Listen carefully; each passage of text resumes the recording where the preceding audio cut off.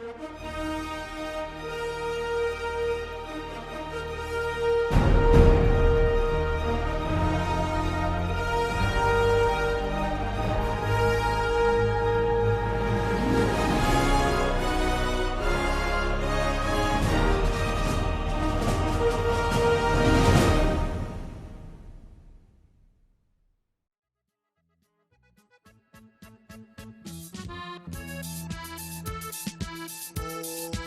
a buscar un rinconcito en el cielo para llevar a mi amor. I can't believe you did that. Yeah, you know what, Carmen? I'm done. I'm done with this. Ay, mamacita, vete pa' acá. Pepe, you know what? This is the last time he pulls this on me, because I'm not going through this anymore. I deserve so much better, right? Absolutely right. Muy buenas noches, señoritas. Se rayaron porque se acaba de abrir esta mesa de acá enfrente. Vengan, Ay, qué ¿cómo nos bien. vamos a divertir esta noche? Unidos los dos.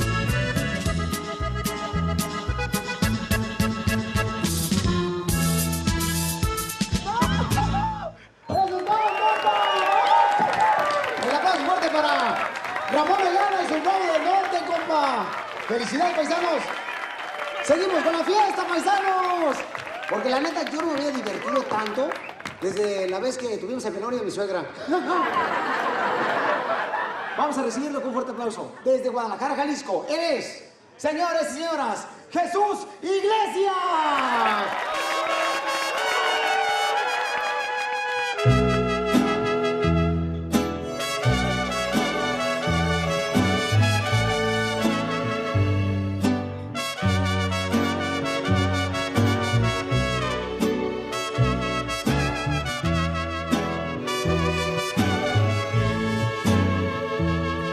El día que te encontré, me enamoré. Tú sabes que yo nunca lo he negado. Con saña me lograste enloquecer. Y yo caí en tu trampa ilusionado. I have to meet En him. el olvido por creer. Esther. Esther, What? you're still married. Consider these bruises a divorce. Por tu maldito amor, por tu maldito amor.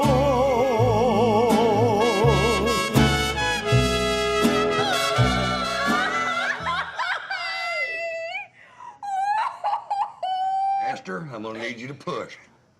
Is that a cigar? It's not lit, it's just something I do for stress. Hombre loco. Why are you smoking a cigar when you're supposed to be delivering a baby? That's the kind of stress he's talking about, madam. Have you been drinking? If you want a sober white doctor in this town, it's gonna cost you a fortune. Ain't that the truth? Ay, Dios mío. Man, that is gonna be a big baby. I just hope I can pull him out before he pulls me in. Is the father here?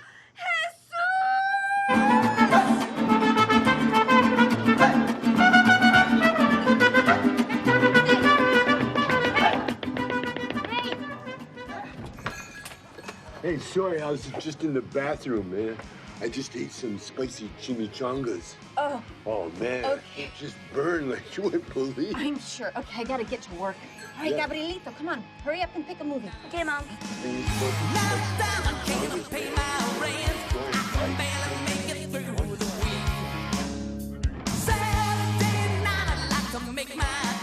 Hey, where are you going? You gotta have hair down there to go in there. Huh? ¿Ya te salieron pelos?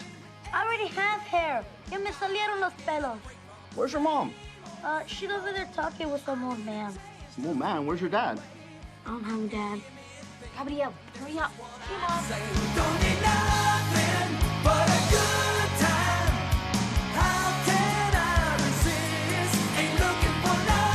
I can't let you rent this, kid. It's an R-rated movie. Well, my mom said it's okay. Great. Ask her again. Fine with me. Hey, Mom, can I rent this? Yes, hijo. Hurry up. We gotta go. Okay, thanks. Told ya. After your movie's over, I want you to clean up and do your homework, okay? Okay, Mom. All right. And remember what we talked about? I want you to think about what you want to be when you grow up. Okay? Okay. For real. For real. All right. Kiss. I love you. Me too. Have a good day. You too.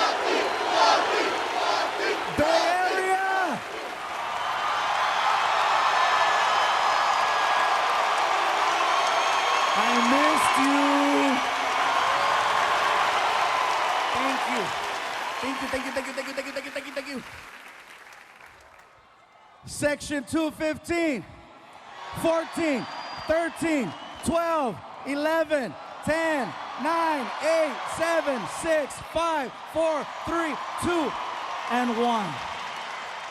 They can hear you.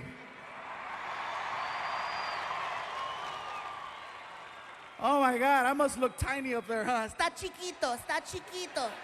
He's so little, yeah. Before I say anything else, you guys, a big hand for Bay Area legend, Mr. Chuy Gomez.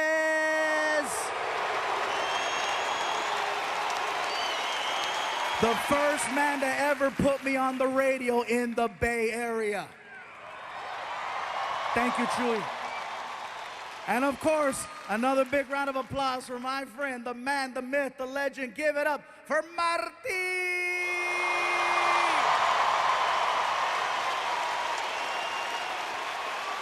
This is so cool how now you guys recognize him. You see him and you're like, That's him. That has to be Martin. seriously, with that crazy hair, the tattoos, the goatee, you know exactly who it is. Now, in this building, there was people freaking out. Over by the merchandise table, I saw this girl lose it. She ran over to Martin screaming, ah! And then started hugging him. And then Martin looks at me, he's like, dude. I'm like, hey, she's not pressing charges, hug her back. That's rare. So then the girl turns around and she sees me and she goes, hey! And then I was like, hey! And she was like, Can you take our picture? all right. So that's what that feels like. Yeah, here we go. I'm getting ready to snap the picture and she's hugging Martin and she's like, I cannot wait to tell my friends that I met Machete.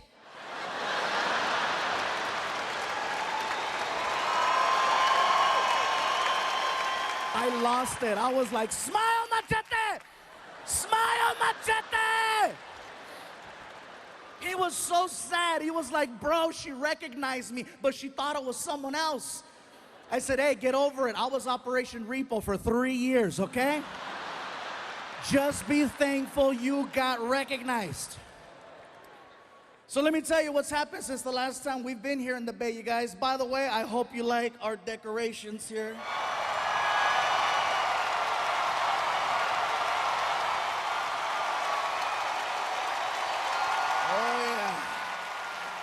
Since the last time we've been here, a couple of things have changed. One of which is I am officially down 100 pounds.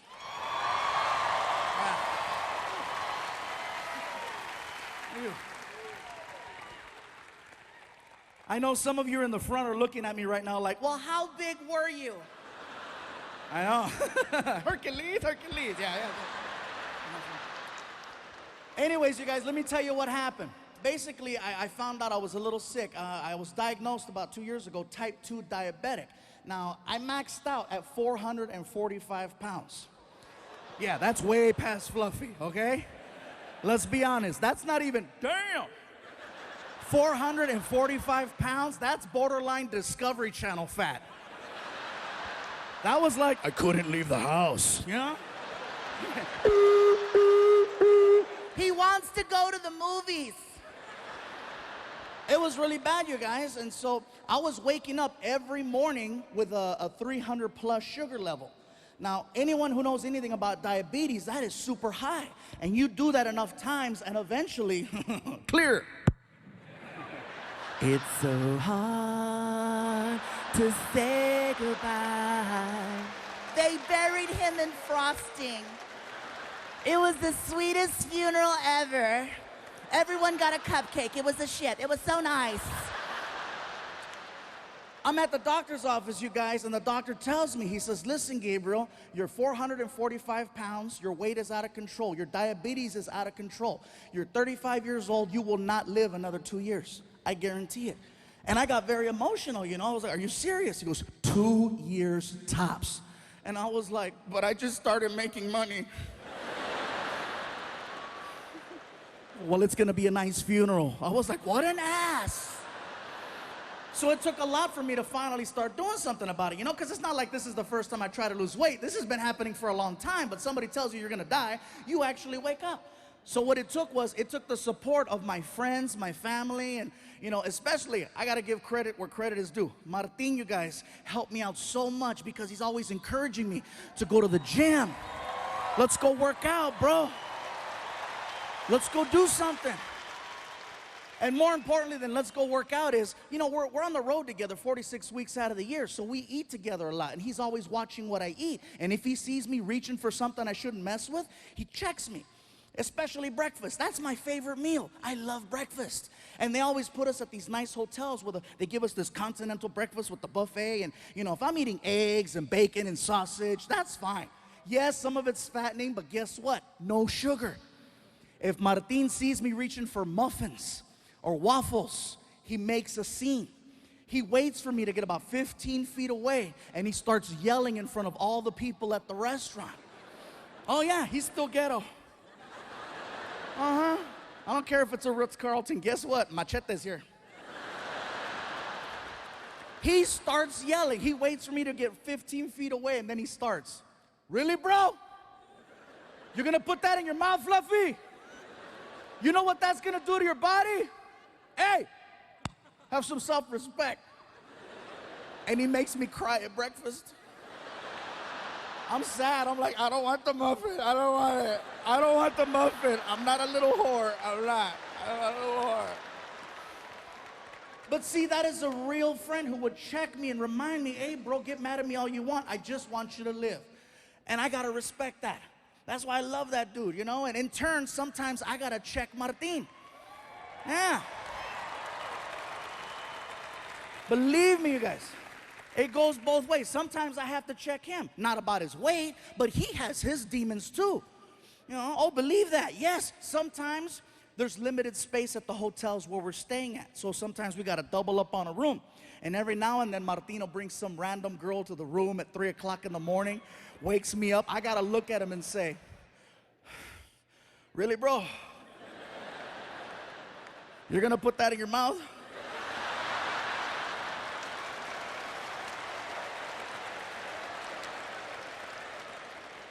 Do you know what that's gonna do to your body? Hey, have some self. He doesn't, he really doesn't. So let me tell you guys, I'm in the doctor's office and he tells me, he says, listen, Gabriel, obviously working out isn't cutting it. I have a friend who specializes in gastric bypass. And I think it would benefit you greatly to at least listen to what the guy has to say. It couldn't hurt. So he hands me a card. The card says BH Surgical Center. I make an appointment. I show up to this place. I get to the door. The door doesn't say BH Surgical Center. It actually says Center for the Morbidly Obese. Yeah, that shit's not cute. So I figure I'm there, I might as well check it out. So I walk in, I go over to the receptionist, and I ask, right spot? And she was cool. She was like, yes, sir, you're in the right location. Can I ask you something? Absolutely. Why does it say Center for the Morbidly Obese on the door? The doctors prefer it that way. Why don't you have that on the card? Because then you won't come in. First time? Yeah, first time. So she hands me a clipboard, and she goes, please take this clipboard and have a seat. They'll call you in a few minutes. So I turn around and I sit down on this couch, and I start filling out the paperwork. And it wasn't like insurance forms and stuff like that. It was actually more of like a questionnaire. They ask you a bunch of questions, and you have to answer from 1 to 10 how unhealthy you think you are. And it's not going good. It's not. I'm like, oh, freaking 8, 8, 9, 9, 9, 9, 10, 9, 9, 10, 9, 10, 10, 10, 10, 10, 10, 10. And as I'm filling out the paperwork outside the door, I hear.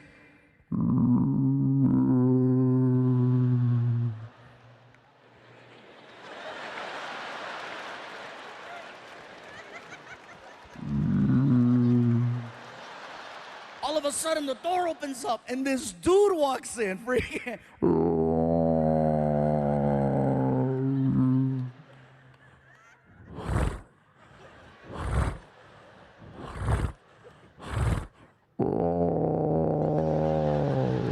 I was like, oh my God, you're morbid. Immediately, my score got better. I'm like, shoot, I'm a 4, 4, 3, 3, 3, 2, 2, 2, 1, 1, 1, 1, 1, 1, 1, 1, 1. I'm healthy by default. He makes his way over to the receptionist, and she's like, are you here for the 8:30? Is this your first time here?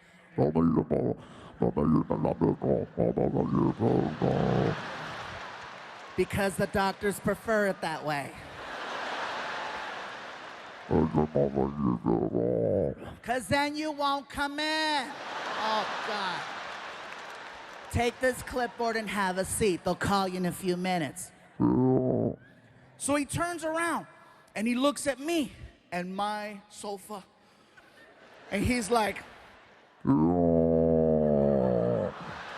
I swear it was like the opening scene to the movie Pacific Rim. He's like, I was like, ah! No! No one's sitting here? Yeah, it's all you, bro.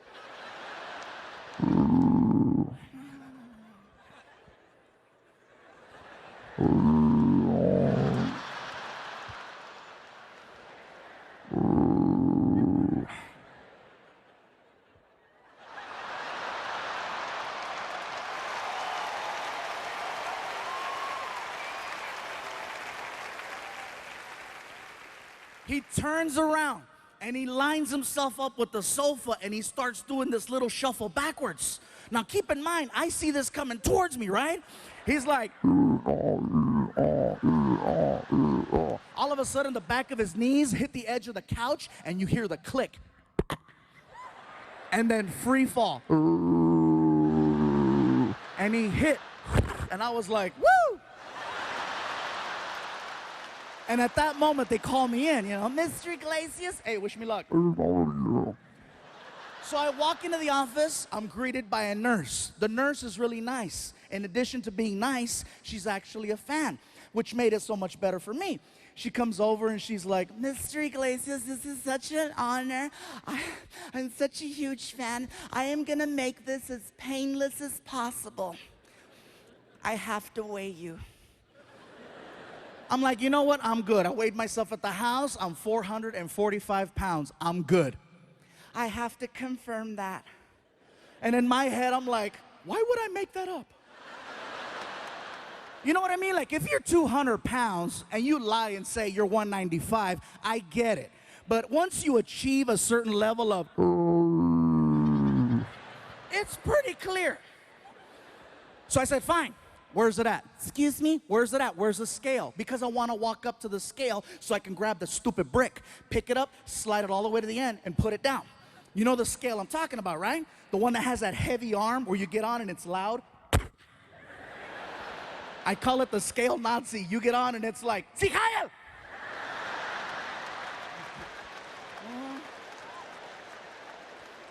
She starts laughing. She goes, Mr. Iglesias, you are so silly. Actually, our scale is industrial. Anytime someone uses the word industrial and you're in the sentence, oh, you messed up. She goes, Mr. Iglesias, it's built directly into the floor. Stand on the little X. I'm like, oh my God, I'm a semi. And then she gives me instructions. She goes, Mr. Iglesias, listen, stand still. I'm gonna press the little button on the wall. It's gonna make a sound, and then your weight is gonna appear in the little window. And I'm like, make a sound? In my head, I'm like, I hope it's not, you know. So I'm bracing myself, I'm waiting, I'm like, and then she presses it, and it was actually cute. It was like a casino sound. It was like, hold on, my shoes. You're laughing, it's 3 pounds, bro. So then, she walks me into the doctor's office. I sit down, doctor walks in, and we spoke for an hour. In a nutshell, what he says is that he wants to take my stomach, which in his opinion is the size of an NFL football, and he wants to cut it and make it the size of a hard-boiled egg. Therefore, you only eat this much and you lose weight with time. Problem with gastric bypass is that if you don't stick to their program religiously, not only will you not lose weight, you will gain weight, and you'll have a series of complications. And then he asked, do you travel a lot? I'm like, I'm on the road 46 weeks out of the year. He goes, this is not gonna work for you. I'm like, I agree, I like 2 eggs. I said, well, what should I do? He goes, I don't know, but this isn't gonna work. So I left the office, I was bummed out, you guys. I get in my car, I was so depressed because I'm like, someone told me I got 2 years to live. Surgery's my last hope. And so I started crying. I was sad, I was in the car, I'm crying. I'm like, what the hell am I gonna do? And the only thing that could cheer me up was a drive-thru. And I know that sounds crazy. Some of you are like, isn't that what got you in that position to begin with? Yes, but it's the only thing that made sense. There's a reason why it's called comfort food. Think about that. Anytime you see someone eating a burger, they never look sad. They always look happy. You might look sad walking in, you might look sad walking out, but when the actual event of eating a burger is happening, life couldn't be better. That's right. My girl told me that I make sounds when I eat burgers. I didn't know. Apparently I do. I'm eating a burger and I'm like,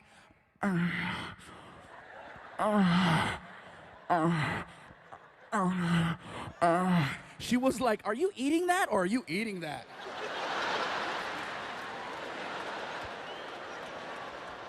Think about it. Who's sad when they're eating fast food? I'll tell you who's sad. The person eating a salad watching someone eat fast food. That's who's sad. So I pull up to this fast food restaurant with a big M on it. And the guy in the speaker's like, you know, may I help you? And I'm crying. I'm like, you have no idea. What I eventually wound up doing, you guys, is I started low carbing. Now, I am not eating healthy by no means, okay? I still eat fast food every single day. And people question it. How do you eat fast food and lose 100 pounds? I'll give you an example. I'll go to a burger place and I'll order a double cheeseburger. I won't eat the bread, I won't eat the onions, the tomato, the ketchup. I'll eat the meat, the cheese, the mayo, the mustard, and I'll order up to 3 with like 3 diet sodas. And people go, that's unhealthy. The cholesterol's gonna kill you. I agree. But guess what? Cholesterol's gonna take 10 years to kill me. Diabetes is gonna do it in 2. Right now, I'm winning by 8.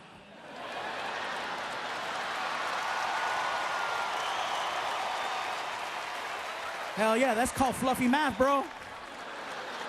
There's a lot of people mad in here right now. Fluffy found a loophole, yes. So I started low carbing, I started doing yoga, and I know that sounds like a joke right there. Yeah, some of you are like, he means yogurt. No, yoga.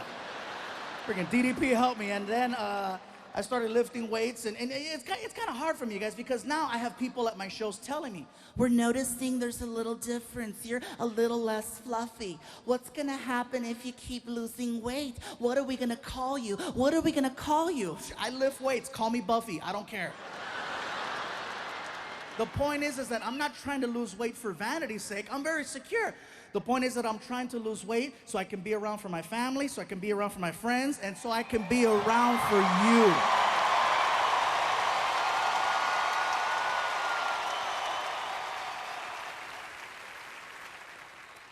I'm not trying to preach to nobody. This is what you got to do with your life. Hell no, shoot. You like burgers? Kill it. Dale gas. I'm just saying that's what I'm going through. And then people think, oh, he's trying to lose weight because he's doing movies. He wants to look better. He wants to be accepted. He wants to be accepted. No. Don't get it twisted, you guys. Don't even think that. At my highest weight of 445 pounds, the level of acceptance I had was amazing, okay? To put it to you like this,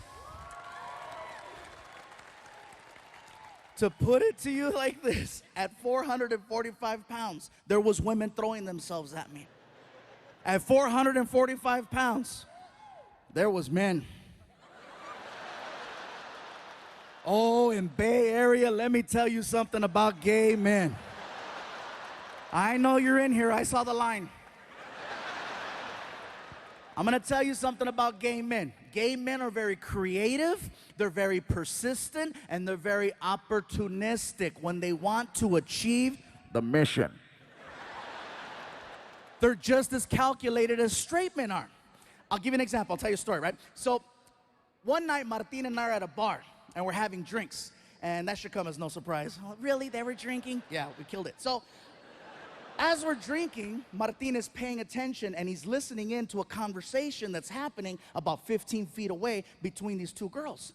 They're going back and forth, and one of them was like, I don't believe we finished the whole bottle. How the hell are we supposed to get home? Martin stands up, looks at me and says, bro, I'll be back. And then it began, the hunt. You know, freaking.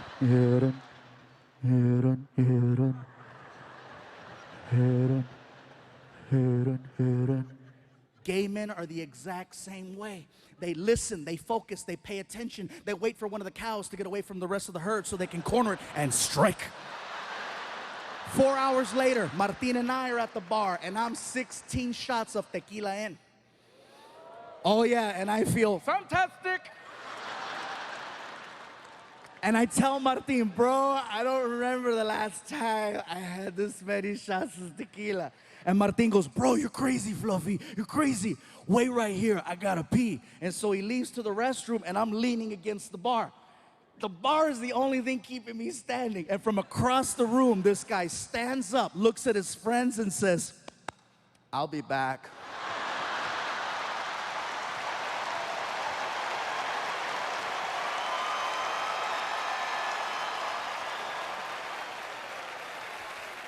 And then it began, the hunt. And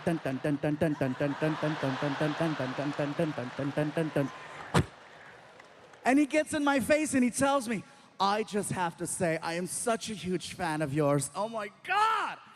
Anytime someone says they're a huge fan of mine, it automatically makes me smile. Even more so if I've been drinking.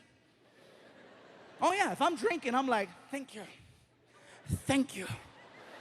Bro, I was so loaded, I bowed. Thank you.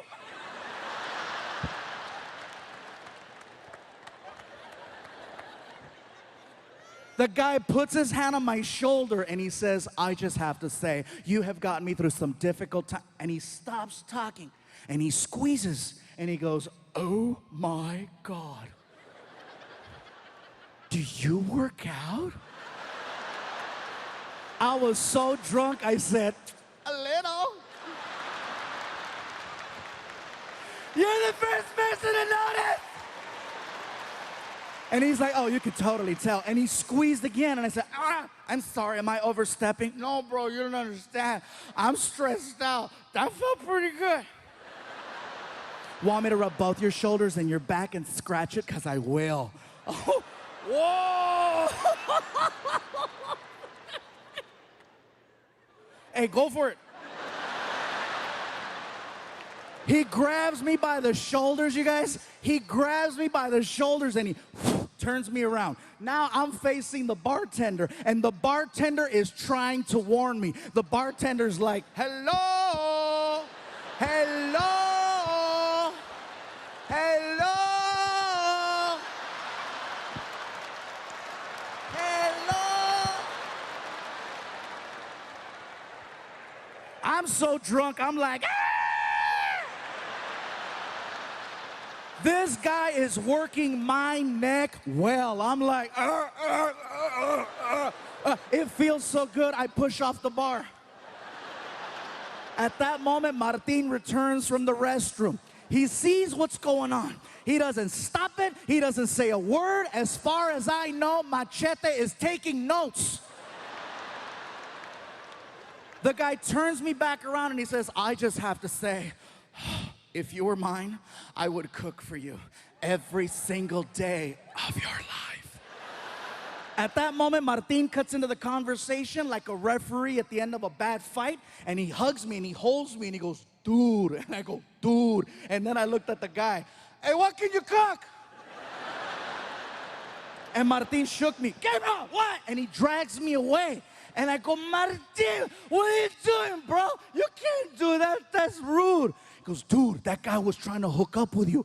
No, Martin, no, he was trying to feed me. Why are you always food blocking, bro? I'm your friend, Gabriel. You're not my friend, you're not my friend. When's the last time you rubbed my shoulders, huh? When's the last time you said, Fluffy, I'll cook for you? You don't cook for me. You made me throw away muffins. We're arguing so hard, you guys. Now this guy thinks we're gay. He's like, oh my God, I'm such a homewrecker. And then he ran. The point to that story is I started losing weight for health reasons. Some of you are like, He went a little far for that. poquito. What I think is funny is that now people are questioning my shows. They're like, well, what is Gabriel gonna talk about if he continues to lose weight? What's he gonna talk about? I'm like, seriously, between the amount of crazy friends that I have and the amount of alcohol I drink on a regular basis and the amount of crazy random places we visit, I will always have stories for you guys. Random stories.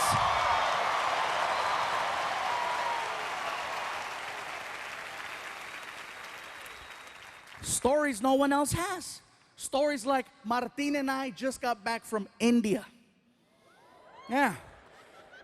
So let me tell you, I started posting on Facebook and Twitter that we were gonna go out there to do these shows. And then people started sending me messages, questioning what I was gonna do. First of all, are they gonna understand you in India? Will they understand English okay? Will they be able to follow along with your stories? Once we got there, I come to find out that more people speak English in India than in all of the US and Canada put together. Might as well throw Mexico in there for extra credit. Because there's that many people, and yes, they have the internet. They got the internet, they got Bollywood, they got Hollywood. They understand American culture so much more than we understand theirs. Second thing, people tried to warn me about going over there. Gabriel, be careful. India is a third world country. Don't drink the water in India. It contains parasites that'll make you really sick. Don't eat the food from the street people, especially the street meat. It contains a parasite that'll make you really sick. And most importantly, there's a lot of crime over there. Don't stay out late. When the sun goes down, you go down. I'm like, is it that bad? So I'm like, let me get this straight. There's a lot of crime. Don't stay out late. Don't eat any of the food from the street vendors. And don't drink the water. Why does that sound familiar? That's Mexico!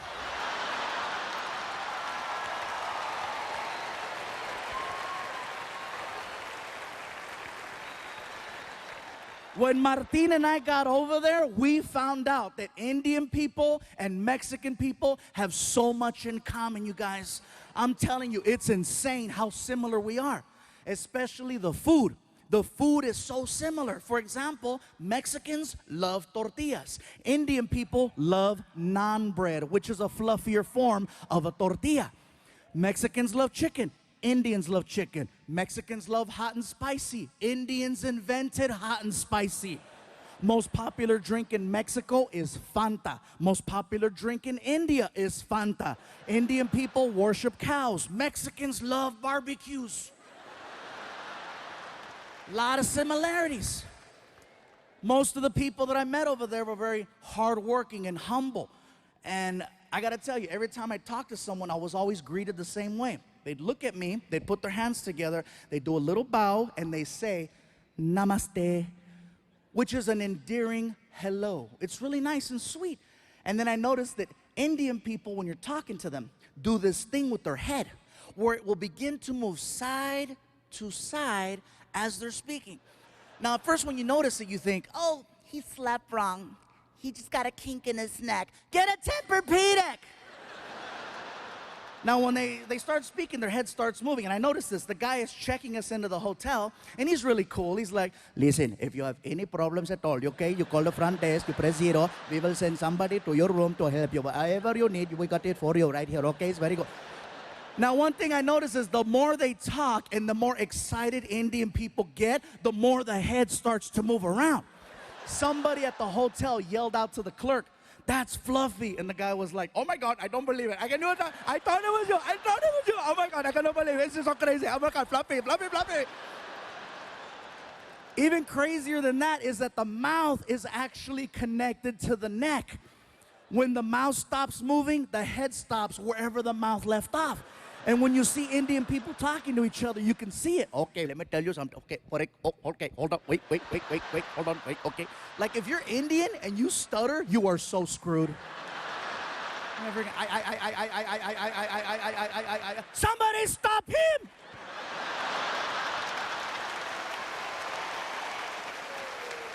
I'm not gonna lie, you guys. When I first saw this happen, I thought it was hysterical. I thought it was funny. But then I started thinking about it. Head movement is just a form of expression. No matter where you live in this world, people express themselves in their own unique way, whether through facial expressions, hand gestures, body movement, extra words. Everywhere you go, things are different, and that's just how they express themselves in India. Now, back to the whole Indians-Mexican thing. That is something else that we share in common with Indian people. Head movement. Now, some of you in the building tonight are like, stupid, we don't have head movement. Yes, we do. It's a little different. See, with Indian people, the head movement is side to side. Mexicans, our head movement is front to back. The difference between that is that with Mexicans, we have to be very, very upset in order for you to see the head movement. Otherwise, you can't tell. With Indians, it's all the time. Oh, today is such a nice day. It is such a beautiful day today. I'm so happy. It's very nice, very good. Oh my God, I can't believe it's so nice. It's such a pretty. Mexicans, when we're mad, that's when it comes out. For non-Latinos, hey, trust me, you cut off a Mexican in traffic, see what happens. ¡Sácate, pendejo! ¡Lárgate, cabrón! ¡Quítate, desgraciado!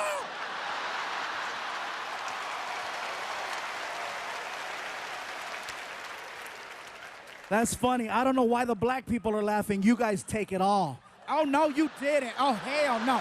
I know he ain't talking about me. I hit a bell. I hit a bell.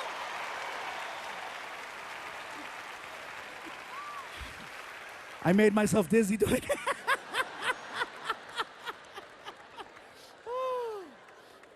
So let me tell you guys, if you ever get the opportunity to travel to India, I encourage you to check it out. You are gonna see some beautiful things. You are gonna see some amazing things. You are gonna see some sad, depressing things and some real horrible things. Overall, it's a well-balanced trip. But when you get back home here to the United States, you will have a whole different appreciation for your life. Believe that. I guarantee this, you guys. There's a lot of people in India, and with a lot of people comes a lot of traffic. First things first, American traffic and Indian traffic, very different. Here, whatever happens on the freeway will stop the whole freeway. In India, there's 10 times the traffic, but it moves. See, the problem is Americans, we're fascinated by accidents. We're fascinated by the idea of seeing potential death. That's why we slow down on the freeways. We say we don't want to see it, but what happens in traffic? You know, what's going on over there? There doesn't even have to be a collision. You could be on the 101 freeway and a car has a tire blowout and it spins. Doesn't hit anything. It's now facing oncoming traffic. You know what happens to the rest of the freeway? Even on the other freeway where there's no accident. And again, what's going on? What's going on? I'm sorry, hey, somebody might be dead. Sorry. In India, if there's an accident in the middle of the street, you know what they do? They drive right around it. They don't stop. And it's not that they're not sensitive to the situation. They are. It's just that there's so much chaos that happens on a regular basis. They just need to get to work. They do see what's happening. And believe me, they're heartfelt. You know, they'll drive around. I'm so sorry for you. Nothing stops the flow of traffic in India. They need to get from point A to point B. And so they go. If there's an accident, they drive around. If there's something blocking the street, they get on the sidewalk to go around. It's amazing the way they drive. And here's something else. No one uses turn signals over there. No one uses turn signals. They use a horn. Now, if you go to India tomorrow, from the time you get there to the time you leave, you're constantly going to hear a horn. It's an actual language when people are driving. I'll show you. You're driving? Car on your right. Car on your left. Light up ahead. They talk to each other while they're driving, and they barely miss each other every single time. Also, you'll be on the 101 freeway here, and there'll be 6 lanes. In India, you'll see 6 lanes, but guess what? You'll see 12 cars across. Yes, they have lines, but they're basically there to let you know more or less the direction you might want to go in. They're this close to each other. And even at the light, they communicate. You see everything. Cars, trucks, vans, motorcycles, pedestrians, cows, children, all waiting for the light. And they talk at the light with the horn. Very good, you can go, you can go. Welcome, you're welcome, go. Nothing stops the flow of traffic over there. Indian people drive. Think of ants. You know how ants travel in a straight line?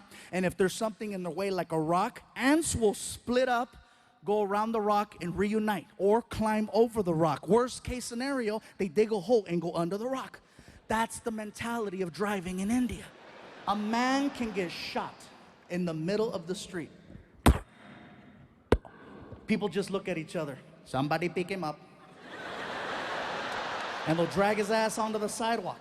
And if there's an accident and they need to get around, guess what's gonna happen to that guy on the sidewalk?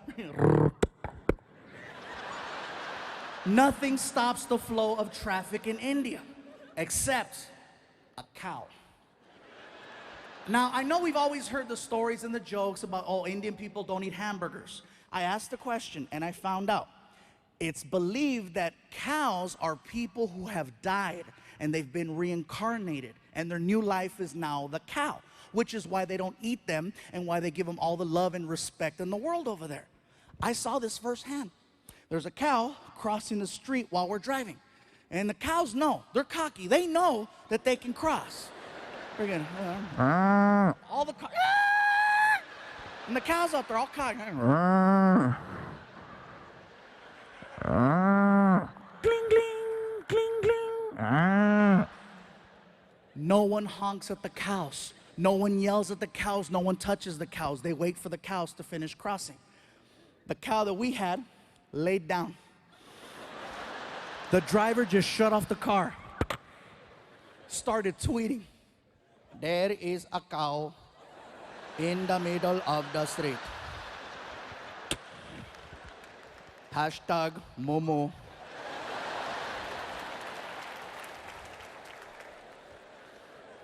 I asked the driver, what's going on? Sir, there is a cow.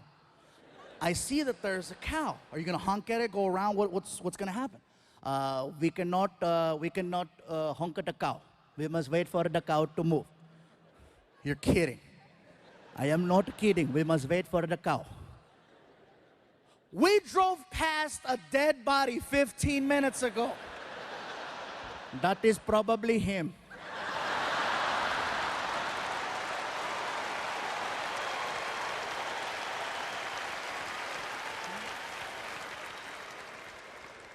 Like seriously, the driving situation over there is so intense, you guys. One morning while we're there, I needed to get to the airport fast because I overslept. And so I get in the cab and I hand the driver a $50 bill. And I go, sir, I am running very late. I need to get to the airport as soon as possible. Whatever side street you have to take or back road, I'm all for it. Whatever you have to do, let's do it. And I hand him the money and he goes, very good, let's go. And we take off. The guy is hitting anywhere from 50 to 70 miles an hour on the street. We are making incredible time. I notice that we're heading in the direction of a red light. You ever been in a car with someone and you're paying attention to what's going on and you notice that you're about to hit a red light and you know how you start to mentally and physically prepare yourself for the deceleration of the car, and you start anticipating the pressure from the brake. And if you don't get the sensation of slowing down by a certain point, all alarms go off in your head and you sock the driver in the chest. Hey! Not only did I not get the sensation of slowing down, I got the opposite. He gunned it towards the light. And it caught me off guard. I couldn't even scream. I was like, and then I got air. Hey, pull over, pull over. He didn't even know what he did. He looks at me, he goes, what is wrong? What do you mean, what is wrong? Dude, didn't you see the red light? As calm as can be. Didn't you see there was no one there? You told me, whatever you have to do, okay? Whatever you have to do, you do. Do you want to yell or do you want to make plain? He made a good point. I sounded like a third grader. I want to make plain. Like seriously, that's a video game I want to see. I want to see Grand Theft Auto India. It was so crazy, you guys. And this is just us being there. I haven't even gotten to the part of us performing. We were in Mumbai, Bangalore, and Delhi, okay? These three places is where we went to perform.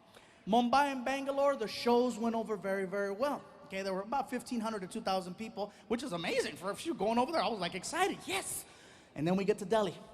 And when we got to Delhi, you guys, it got a little crazy.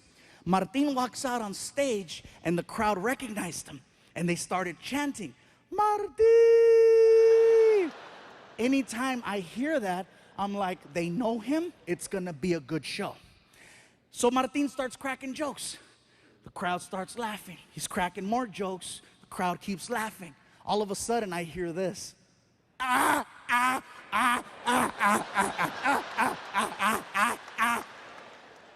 Martin doesn't say a word to them. He gets off stage, next comedian comes out, and then Martin comes over to me and he says, bro, I don't know what's going on, man. I don't know what's going on out there. There's these three guys in the front row. They're laughing like Klingons from Star Trek. I'm not gonna address them. I'm gonna save them for you. I was like, oh, thank you. So then Martin goes back out there on stage and he introduces me. Ladies and gentlemen, Gabriel Iglesias. And then I run out on stage and the crowd started chanting, Fluffy, Fluffy. And I was like, whoa, what's up, Delhi? And I start cracking jokes, start getting laughs, start cracking more jokes, start getting more laughs. And then it happened.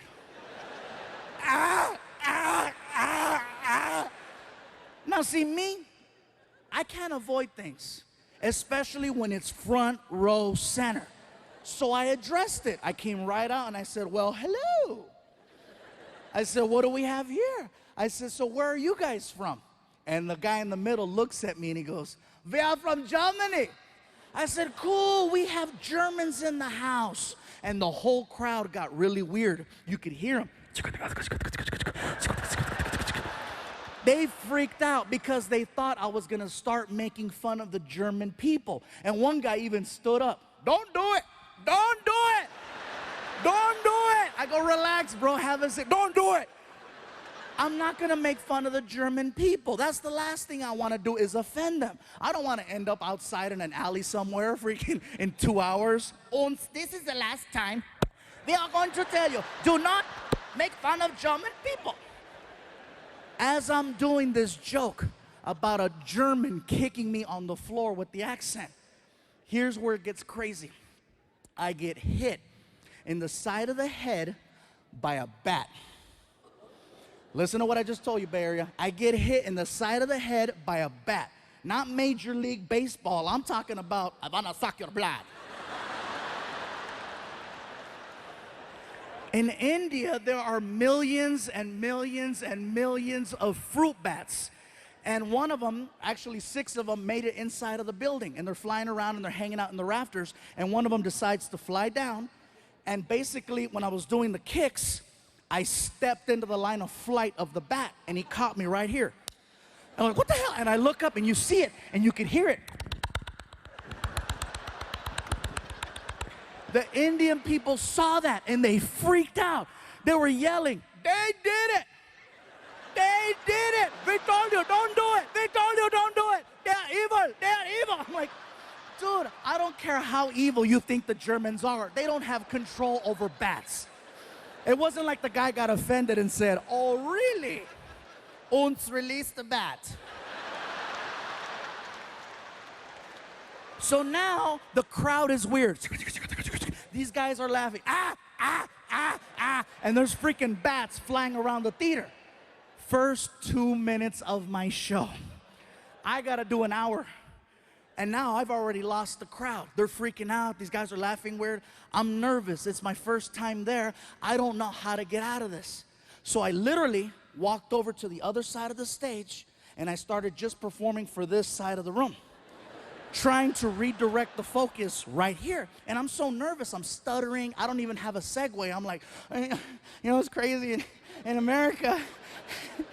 Everybody in America likes drinking, you know, it's real crazy. Like for example, Mexicans, most Mexicans, we like drinking tequila. Most black people like Hennessy. Most white people like Jaeger. Here in India, you guys like Fanta. And when I said Fanta, the crowd went crazy because it was such a local reference. They freaked out. They were like screaming, oh my God, he knows, he knows. They started singing, Fanta, Fanta, don't you want Fanta, Fanta, don't you want Fanta, Fanta. The roar was so big, it allowed me to restart my show. So I started cracking new jokes and more jokes and these jokes and those jokes. 5 minutes go by. 5 minutes go by. All of a sudden, the Germans got offended at the fact that I left them out of my drinking joke. The one in the middle stands up and he approaches the stage. Now this stage has got to be about 5 feet tall. The guy's head was about this high. He was like 6'4". He looks at me and he starts pointing and he's yelling, hey, fat man! Fat man! What about us, huh? What about the Germans? What do we drink? I was like, dude, that was like 5 minutes ago. We were giving you a chance. What do we drink? I'm like, first of all, sir, I apologize. I'm really nervous right now. I had no idea there was gonna be Germans here tonight. Yeah, felt like Poland. I don't care if you laugh or not. That's a smart-ass joke. That's a smart-ass joke. It's not my fault some of you pendejos failed history. You better Google that and find out why it's so damn funny. So, all the older white people are, God damn it, yeah. So anyway, so I'm standing and I go, listen, sir, you need to have a seat, okay? The people are getting nervous. You need to have a seat so I can finish the show. And the guy, he refuses. He says, I will not sit down, fat man, until you tell us what we drink. I go, listen, I don't know what you guys drink. And the Indians are being so cute. They're trying to help me. They're yelling, hey, they like Fanta too. And the guy was like, we don't like Fanta. I'm like, dude. I go, sir, please have a seat. I will not have a seat until you tell us what we drink. Tell us, fat man. I go, listen, sir, you need to sit down and you need to stop calling me fat man. Now it's starting to bother me. This is like the 6th time he does it. And I didn't just lose 100 pounds to now get called fat man. So I go, sir, if you don't have a seat, we're gonna have a problem, especially if you call me fat man again. And he freaking did it. What are you gonna do, fat man? What do we drink? Even Martin, who's behind the curtain, knew. He knows when I'm at that point where I've crossed over. I can hear him in the back. Don't do it. Too late, Fluffy's pissed. So I said, you wanna know what you drink? Tell me. Don't ask me where this came from. I got right in his face and I said, blood of Jews.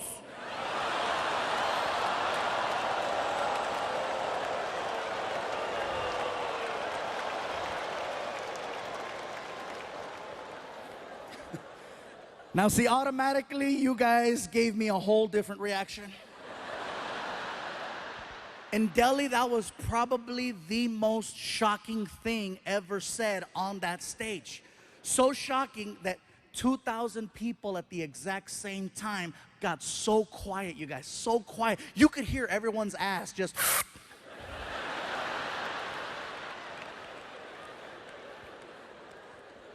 And I'm still standing there, my hands out. Have you ever said something that was so bad? And I mean, you knew it was bad as it was coming out of your mouth, and you're trying to stop it, but it's too late, it's already out, and you're like, no. And it's too late. Blood of Jews is all over his face, right? I'm standing there, my hands out, I'm looking at him, he's looking at me, and I'm like, ah!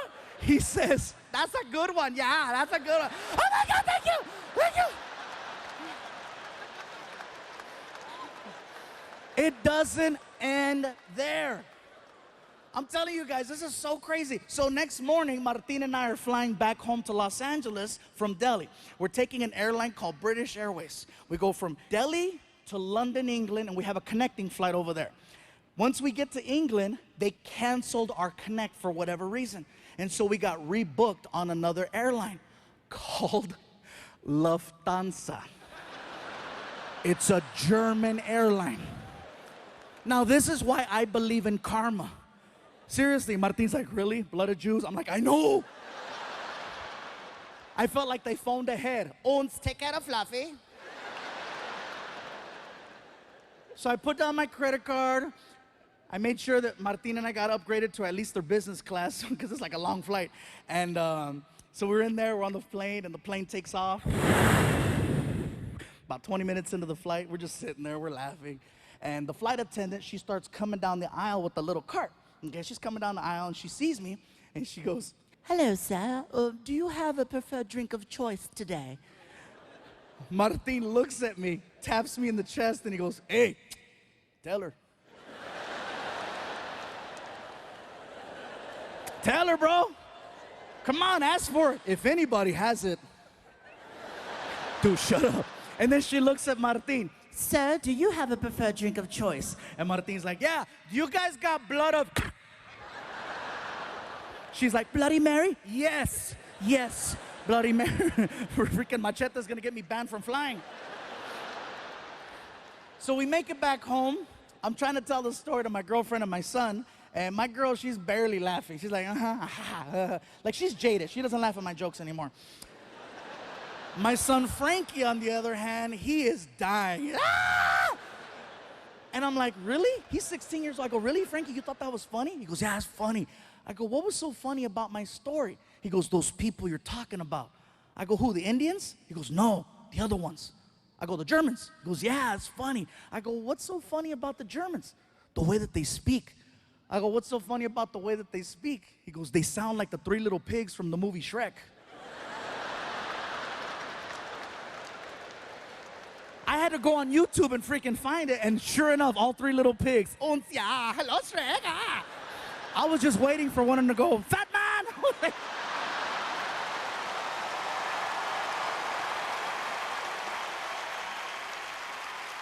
By the way, since my last special, I gotta tell you something about my son Frankie. He now wears deodorant.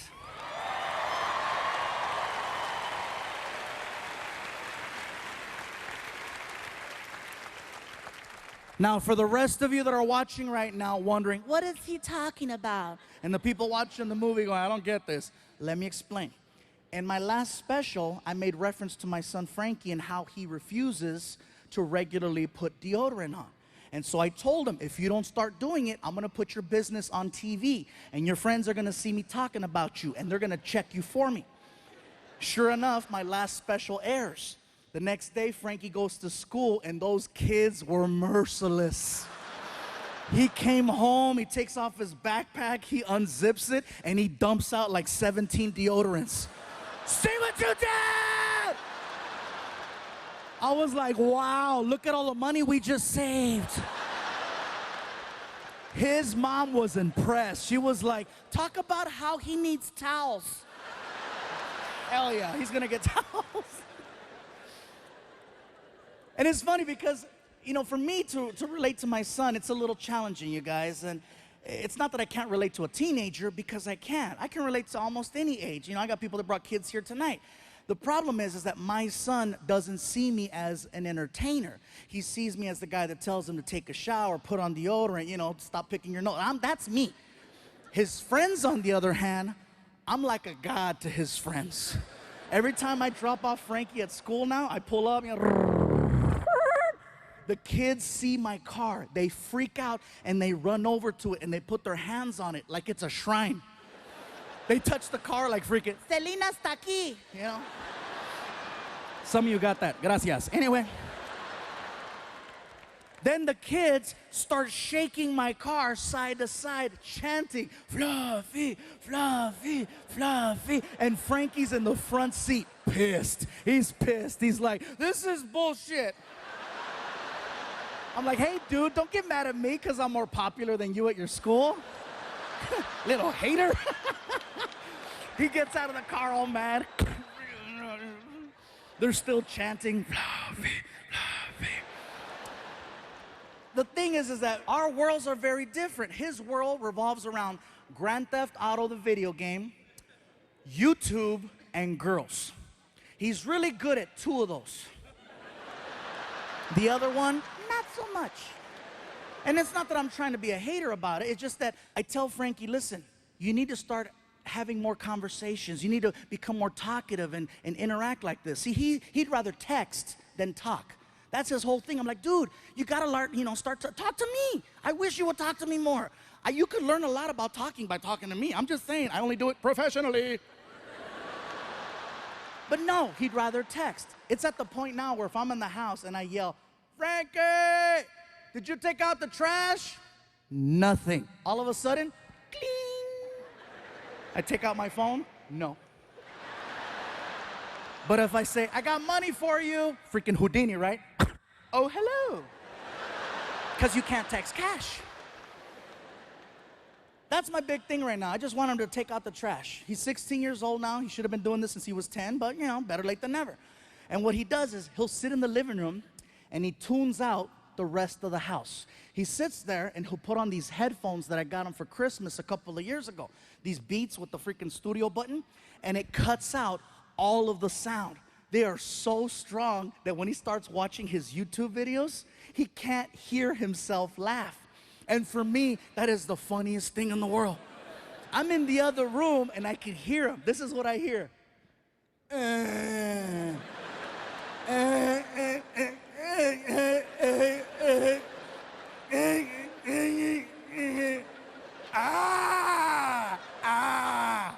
I'm in the other room like, who brought the Germans?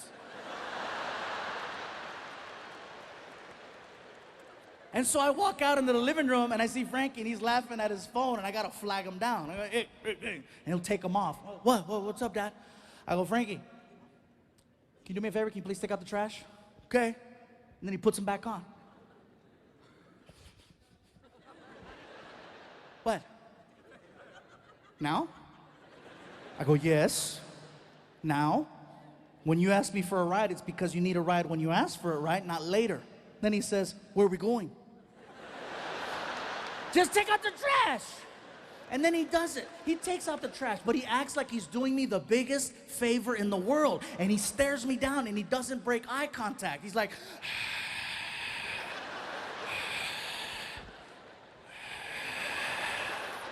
And then I'll hold the bag over the can and he makes a sound.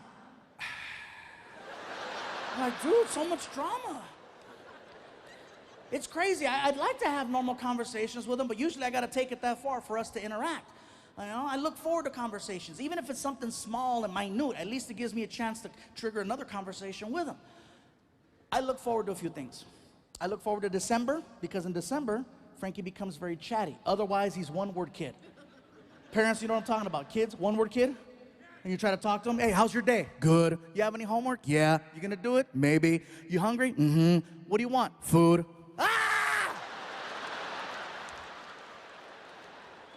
Usually that's what I get.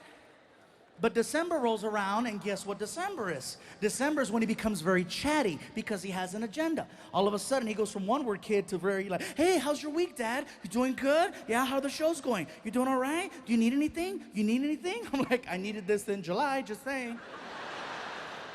And I know it's fake, but at least, once again, it allows me to put my real conversation on top of his fake one. And if that's what it takes, then that's what it takes. In addition to that, I look forward to problems.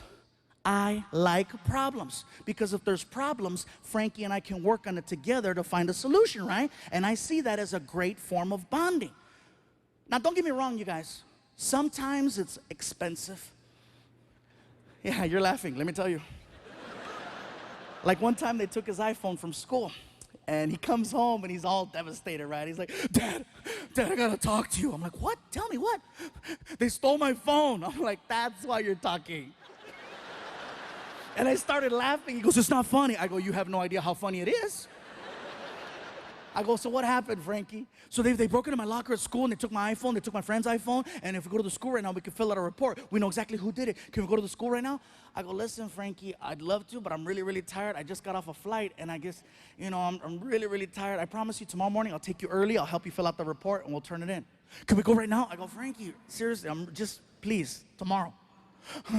I need my phone. I go, listen, Frankie, you can handle one day without your phone. He's not getting his way, so he turns around and he yells at the ground and he goes, they took my phone! I looked at him and said, hey, you took my freedom. You don't hear me screaming. I just accept it and process it and we move on, that's it.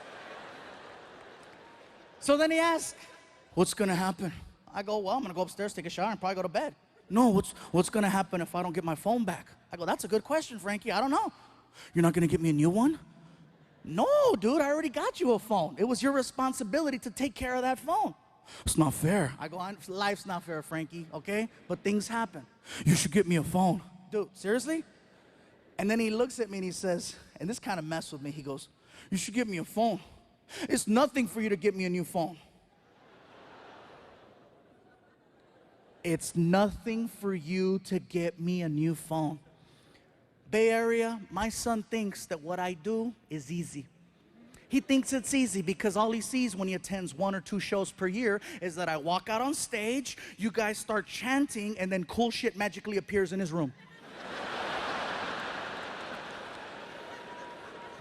He doesn't realize that this is actually a job and there's sacrifice that comes along with it. So I told him, I said, listen, Frankie, how about this? How about you explain to me why I should get you a new phone?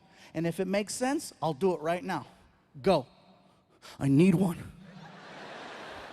I said, no, Frankie, you're a teenager. You don't need a phone. A cell phone for a teenager isn't a necessity. It's a luxury, okay? It's not a necessity. It's a luxury.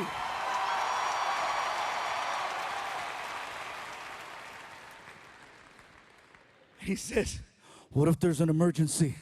I go, like what? Someone taking your phone? What did you do today when they took your phone? I went to the cafeteria and I talked to my friend Angel and he let me use his phone and I called my mom and I go, and guess what? If that doesn't work, you can go to the office and let them know there's a family emergency. Please contact my mom or my dad. Next, what if you need to get a hold of me? I know what school you go to. What about when I'm walking home? I know the route that you take. And then he pulled this one out, one of the greatest lines ever. You know what? You talk a lot about me on TV. People know who I am now. What if someone tries to kidnap me? I said, you weigh 225. Good luck. They're not kidnapping your ass without an iPhone and a box of Oreos. That's the only way that's gonna happen. I said, Frankie, do you realize how lucky you are? You had a phone. I didn't have a phone in school. Your mom didn't have a phone in school. If we needed to make a phone call, we had to carry change, or we had to call collect. What's that? Oh my God. Trying to explain the concept of a collect call to my kid is like trying to explain rocket science. He'll never have to deal with it. He'll never know what it's like to be out late somewhere and have to use a phone. First of all, to find a payphone. If you see a payphone now, you look at it like, oh wow, they forgot to take it down. Get your camera, take a picture, because that shit's gone. Take a picture. He'll never know about staying out late at night and having to use one of those nasty phones and taking off that receiver. You know, the nasty one that has gum and gonorrhea all over it, right? And you got to keep it far away from your face so you don't get infected. And then you make that phone call. You know that freaking, when you make a collect call back in the day, it was expensive. He's not going to have to do that now. Back in the day, if you made a collect call, it was a mission. It was a mission and it was expensive. If you called my mom collect, it better have been life or death. Or that's what it was going to be. You call my mom back in the day, shoot, we were on welfare and Section 8. Every penny counted.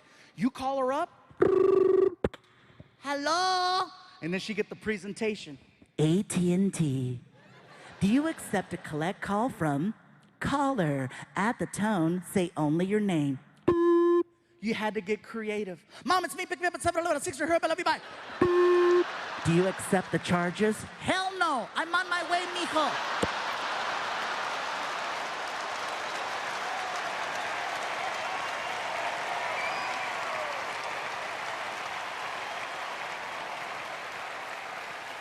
And if you couldn't get the whole message out, you had to call back, do that whole process all over again, and then say another sentence until they cut you off. I told Frankie, we call that ghetto texting. Because he'll never have to do it. The problem is that my son is very spoiled, and I realize that it's my fault. It's 100% my fault. When he first came into my life, when he was 7 years old, he was very appreciative. Everything was thank you. Everything was like, oh my God, this is so cool. Thank you, thank you, thank you. Big old hug. Thank you, I love you, thank you. And what I did is that I started giving him stuff. And I never expected anything for it. And you know, with me, I was always like, you know, I work really hard to have nice things. And is it a crime that I want my family to have nice things? I figure, you know what, I went through a lot. I just want my son to have the best. But you can't always give them everything because then they don't learn to appreciate and value things. And I had to find out the hard way.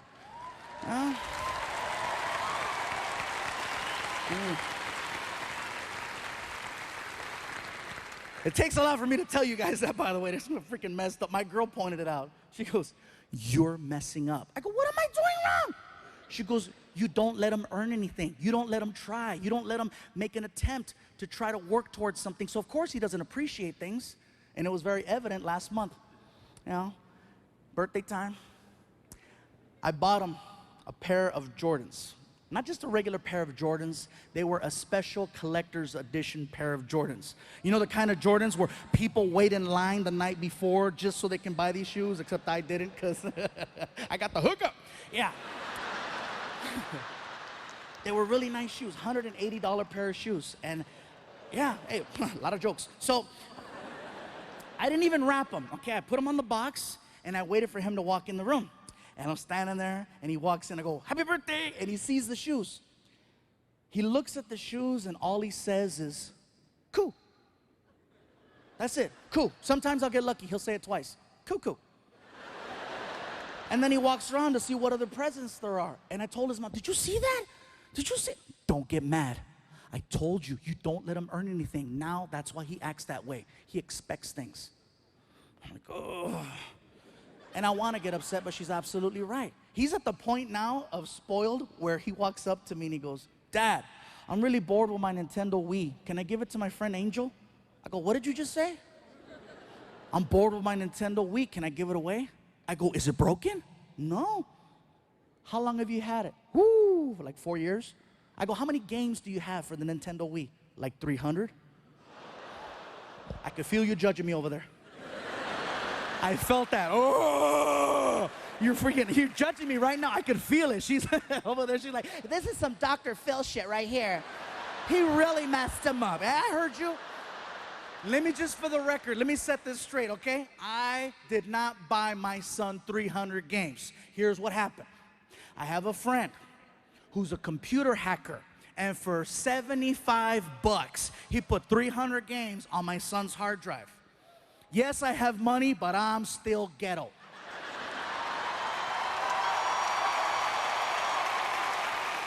Oh, yeah. So I tell Frankie, do you realize how lucky you are? And then he rolls his eyes. Oh, lucky. I go, yeah, dude, you are. I says, you got a Nintendo Wii that works. You've had it for 4 years, and it still works. If something happens to it, I can take it back to the store, get you a new one, because I got a warranty that'll last you another 4 years. Why is that a big deal? Because when I was your age, I had a Nintendo. Wii? No. Frankie, in 1987, I had a thing called a Nintendo Entertainment System, okay? Nintendo Entertainment System. It didn't last 4 years. It lasts 90 days. 90 days is what it took for you to hit power and start seeing a flashing red screen. You know the flashing red screen where you have to look at the ground or look away or you have a seizure right then and there? Oh, yeah. And then what you had to do is you had to flip the Nintendo over, and there was a silver sticker with an 800 number on it. And you call the 800 number, and they put you in contact with someone in Japan who made you feel like a pendejo. Oh, yeah, he made you feel stupid. You call him up, and he's like, it costs $250 to repair Nintendo. $250 to fix it, but it's $150 for a brand new one. And if you couldn't afford $150 for a brand new one, like we couldn't afford $150 for a brand new one, you had to become a technician at the age of 7, 8, 9, 10, 11. You had to go in the kitchen and find the most messed up butter knife you could, right? The one that had bent marks and rust stains, and take that sucker back in the living room because you were gonna perform an operation. You were gonna perform an operation and bring that Nintendo back to life. Yeah. You had to work to play. You had to unplug it, plug it back in, power reset, power reset, power reset. It was like performing CPR. You'd hold a cartridge, and then it was like, you push it down, you push it up, you push it down, you push it up, push it down, you push it up, push it down, you push it up. Give it oxygen.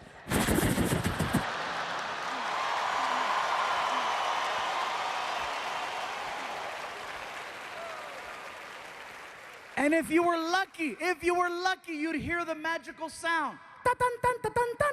It's alive! It's alive! You were more happy about making your game work than actually playing it back in the day. Frankie will never know about having to repair his game system in order to play it. He'll never have to deal with the cartridge. He barely has to touch the disc.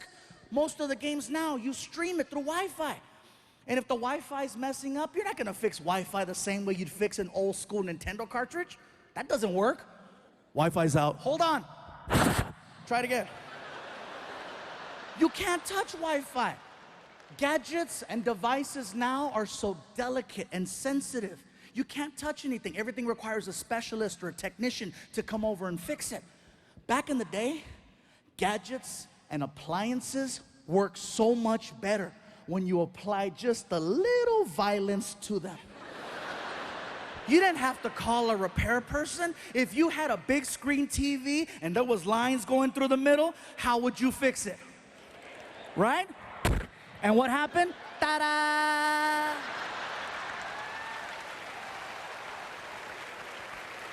Let you try that method tonight on a flat screen and see what happens. Stupid flat screen. Shit, broke it! Pick it up right there. I got a warranty. Come on, let's go.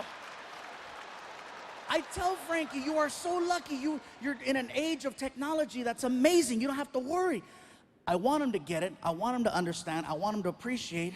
But at the same time, I got to learn to freaking check myself. Sometimes he says things.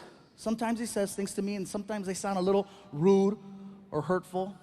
For example, every Monday when I go home, every Monday night I go home, and I always take my family out. It's always movie night. I love movie night on Mondays. There's no lines. You go in, you go out, good parking. It's sweet. And I always tell Frankie before we go out, hey, 1 hour. We're leaving, okay? 1 hour. Make sure you're ready, okay? Okay, good. and then I go in the room and I take a nap.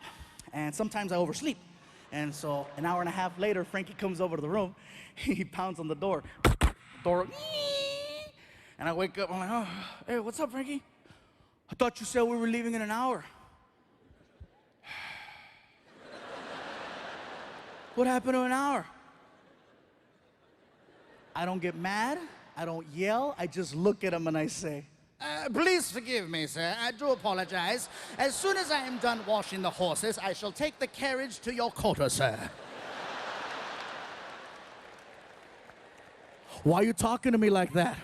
I'm speaking to you this way because you're speaking to me like I'm an asshole, sir. And I shall not tolerate such behavior coming from my offspring that is technically not mine.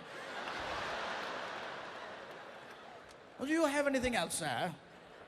Can my friends go with us to the movies? Oh, the vultures are here! Oh, they are here to pick at the fruit of my labor. Absolutely, Frankie. Is there anything else? What are you gonna do? I'm going in the room, sir. To do what? I'm going to defile your mother, Frankie. She's been quite chatty, and someone must put her in her place. I stumbled on gold that night. I stumbled on gold, you guys. When I said that about his mom, I found out that Frankie is very sensitive about his mom. And he's at the age right now where affection really bothers him. Not necessarily from me, because if I try to hug him, he's cool with it, because I give those quick bro hugs, you know, like, hey, what's up, you know?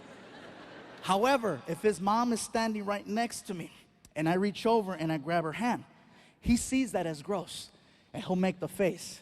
What? Ah. The hand? That's gross, Dad. I go, that's not gross, Frankie, that's not gross. Baby, open your mouth.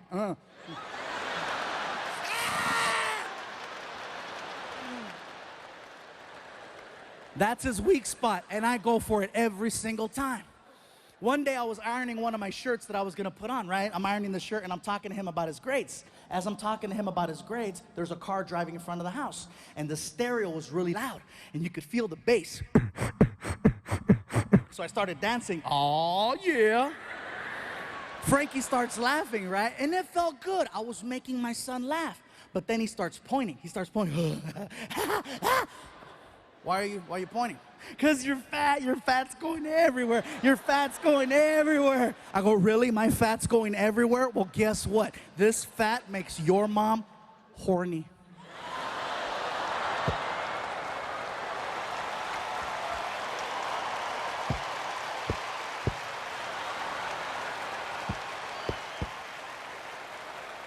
And he's like, ah! If I ask him to do something and he doesn't do it, like for example, as parents, you want your kids to go to sleep by a certain time because you need them to wake up in time to get ready for school. Frankie's cutoff is 11 o'clock. It's pretty late, if you ask me, for a kid. Sometimes he'll push it to midnight. You know, play dumb. Oh, I don't know what time it was. Yeah, whatever, you're only holding a clock. But I get it. I used to play dumb too. So then he'll walk in his room and he'll say, oh, good night, Dad. And he'll close the door. And he thinks he's slick. He takes a towel and he starts rolling up the towel. And he puts it under the door so that I can't see the light coming from the TV. Sounds pretty genius, right? But hello, cover the rest of the stupid door. He freaking turns on his big-ass TV and it looks like immigration's breaking into his bedroom. And so what happens is he'll stay up until 2, 3, 4 o'clock in the morning, and he's supposed to wake up at 6. His alarm goes off, and he sleeps through the alarm. And it's a real alarm. It's not a radio. It's freaking whole house awake. Him, and it's right here. So I gotta get out of bed, and I go over to his room, and I open the door, and I kick the stupid towel out of the way, and then I walk over,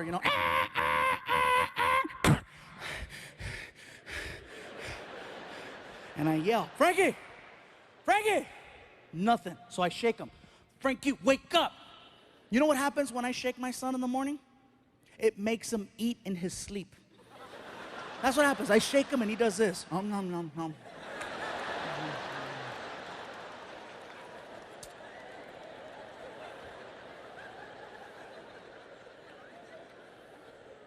So you know what I do? I get on top of the bed, and I slowly lay on top of him. And I apply my full weight, bro, all of it, slowly, and you could hear him. Oh, God! Oh, God! You're too big! You're too big! And then I whisper in his ear, that's what your mom said.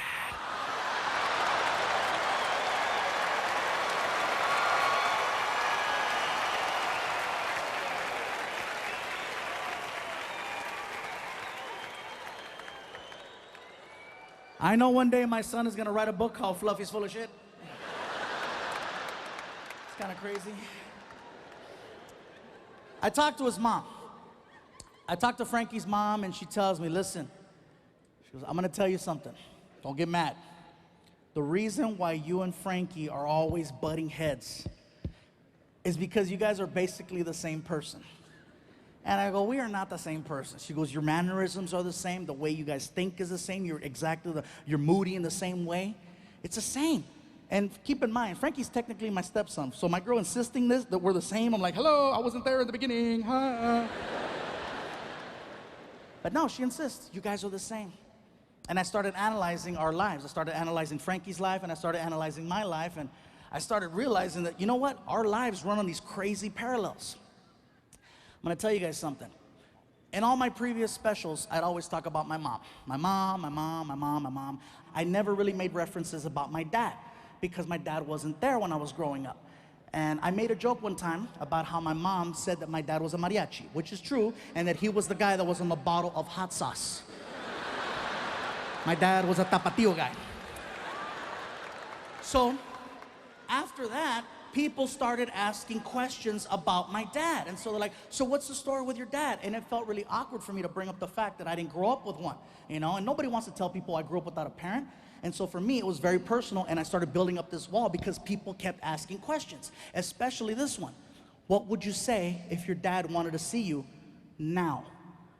And for me, it's been over 30 years. And so I'd always say the same thing. I said, well, if my dad wanted to see me, I'd tell him he has to buy a ticket. That was the go-to line. If my dad wants to see me, I'll tell him to buy a ticket. I'll tell him to buy a ticket. My dad wants to see me 30 years later, I'm gonna have him buy a ticket. I said this for over 7 years. And guess who bought a ticket? Bay Area, it's about to get real. Oh, let me tell you this one. So I'm doing a show at a comedy club in LA called the Comedy and Magic Club. And it's about a 250-seat room. And the manager, Richard, comes up to me before I go on stage, and he goes, hey, listen, Gabe, your dad's in the back of the room. We pay for his drinks and his food. I go, what are you talking about? He goes, yeah, your dad's in the back. Are we paying for his food and drinks? I go, listen, I haven't seen my dad in over 30 years. That's somebody trying to get free food and drinks. Cut him off. Don't pay for anything. Got it, bro. So I go up on stage. I start doing my thing. No problem. Show goes over very well. I wind up outside after the show, and I'm doing a meet and greet. I'm taking pictures, and I'm signing DVDs. My dad goes out and gets in line with the rest of the fans to try to meet me like that. And my manager goes to the back of the line, and then she comes up to me and she goes, listen, Gabe, the guy that's at the back of the line, I have a feeling that could be your dad. I go, really? You too? Why? I saw his ID. Gabe, is his name Jesus? And I was like, well, that's a 1 in 4 chance right there, you know? I mean, seriously, you can't throw a rock in Los Angeles without hitting a Jesus. You really can't. And so I go, that's it? She goes, Gabe, I'm gonna be honest with you, he has your eyes. I go, really? Out of all of this, you went to the 2 smallest things on my body to compare us to? Are you kidding me? And then she said, is his birthday December 25th? And my heart dropped because my dad's birthday is actually Christmas. Every year my mom would remind me, Merry Christmas, he's not here again, open your gift. And so it always stuck right here, December 25th, December 25th, December 25th. So it freaked me out so bad that I started shaking. I was freaking out because it was a bunch of emotions. I was angry, I was sad, I was happy. It was just everything all at the same time. And so people are coming up to me, they're like, are you okay? And I kept saying this over and over. I said, my dad's here, my dad's here, my dad's here, my dad's here. And they're like, that's good, your dad's here to support you. I'm like, I haven't seen him in over 30 years. And they're like, awkward, yeah, awkward. So I told my manager, go to the back of the line and get him out. This is not the time or the place to do this, right? So she goes back there, and I see them talking, and then I see him walking away. And then he stops, and he turns around, and he looks at me, and he waves. And it freaked me out, you guys. In addition to freaking me out, he's holding one of my DVDs, which really messed me up because I've been signing DVDs all night. What was I gonna put on his? You know, hey, where you been?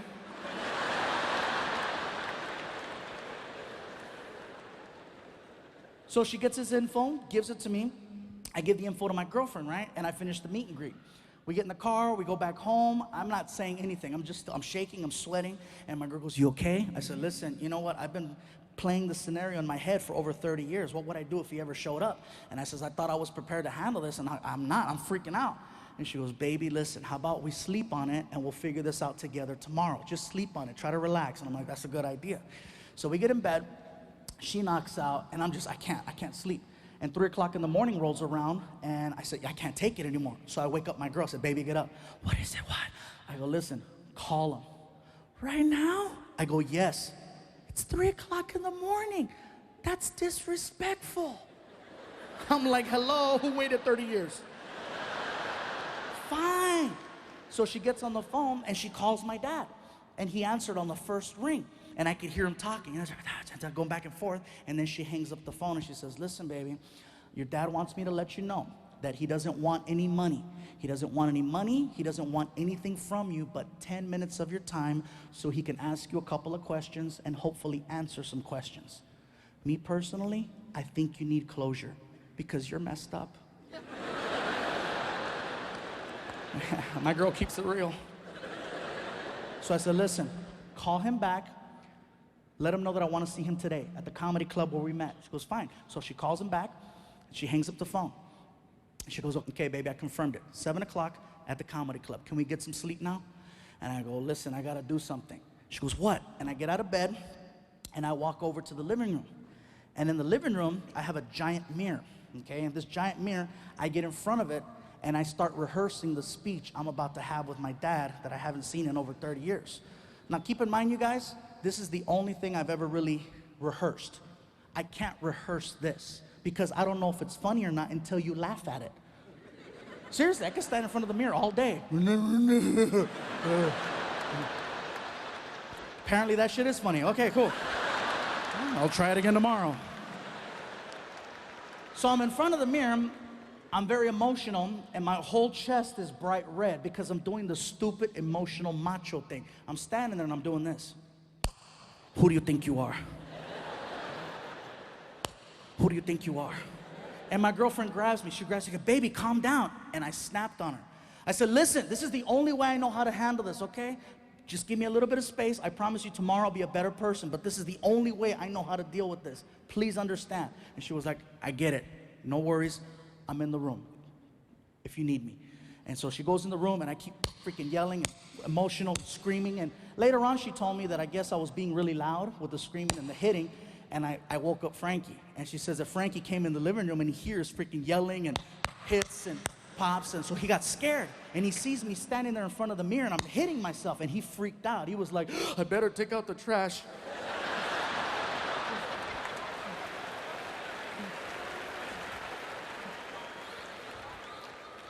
Now, don't get me wrong, it's hysterical now, but at that moment, I didn't notice it and I didn't care. My focus is, what am I gonna say to this man? So I'm freaking nailing myself, and finally, okay, 6:45 rolls around. My girl and I get in the car, and we head over to the comedy club. We get there about 15 minutes late, and you know what? I'm like, you know what? That's cool. I'm glad we're late. This way, I'll just walk into the club, I'll look at him, and I'll start talking. We pull up to the front. I get out of the car. I start walking up towards the sidewalk. My dad is also 15 minutes late, and he's walking up the curb. It caught me off guard because I wasn't planning on meeting him on the street. I was gonna meet him inside. So now I froze. I'm like, ugh.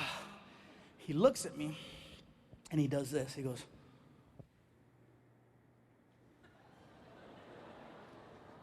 and for me, I'm like, you know what? No, you can't do this. You can't show up after 30 years and expect to hug me. In my head, I'm like, do I hug him or do I hit him?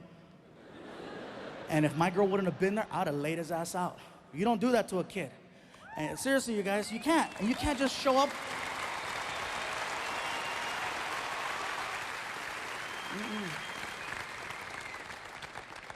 And so my girl's looking at me, and she sees the situation from different eyes. So she's like, you know what, just, and I'm like, ugh. So I walk over to him, and I put my arms around him. And I'll be honest with you guys, it was the emptiest hug I have ever given anyone. And I'm hugging him, and he starts crying in my ear. And when he starts crying in my ear, I pushed him off. And I go, no, don't even try that, no. And he's like, no, sorry. And I go, turn around, go inside.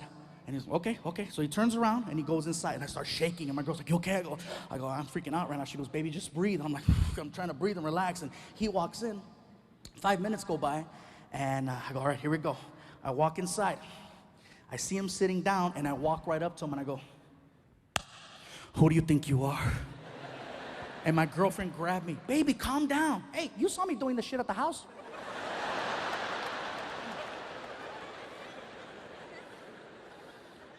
And I started laying into my dad. I started asking all the questions. You know, why? Where were you? What happened? Did you even try? What was going on in your life that was so important?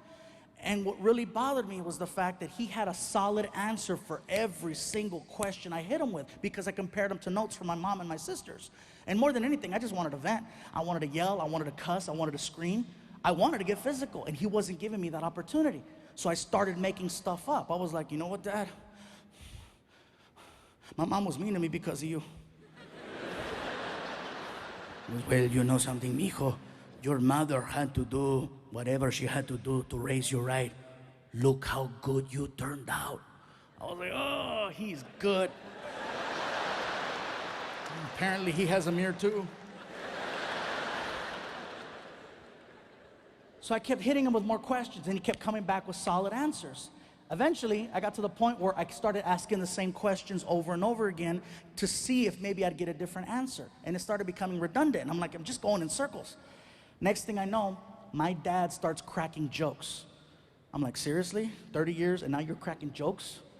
And it's not so much that he was cracking jokes that bothered me. It's the fact that they were funny. I mean, really funny. My girl's laughing. Yeah, I could hear her. Really?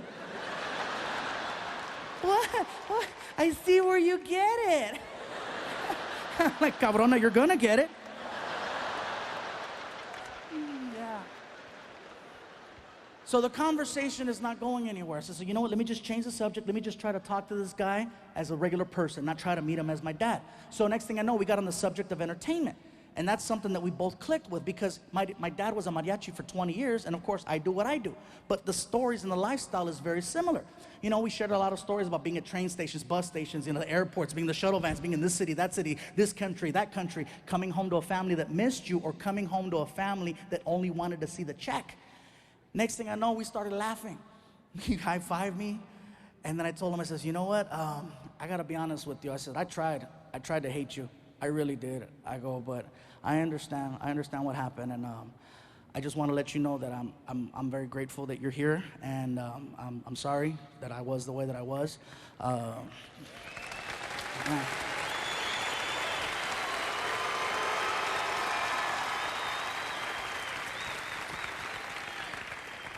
says, I think I really needed this, and he goes, I know I needed this. I go, yeah. I go, listen, I want to ask you for a favor. Anything, tú dime, whatever, tú dime.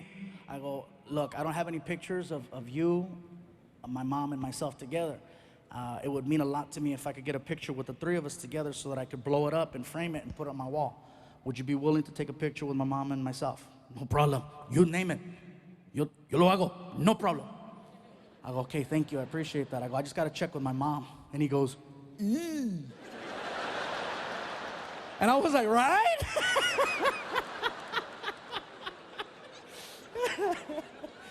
So I gave him a real hug. I got his direct info, and you know, he told me he was going back to Mexico for 8 months, and he was going to come back, and he told me I had 2 sisters that I didn't know about, and I couldn't take it. My girl and I, we get in the car, and we go to my mom's house. We get to the front, and my mom hears the car, so she comes outside, and she's like, ¿Qué andas haciendo aquí? What are you doing here? I go, Mom, you are not going to believe who I just had dinner with. Obama.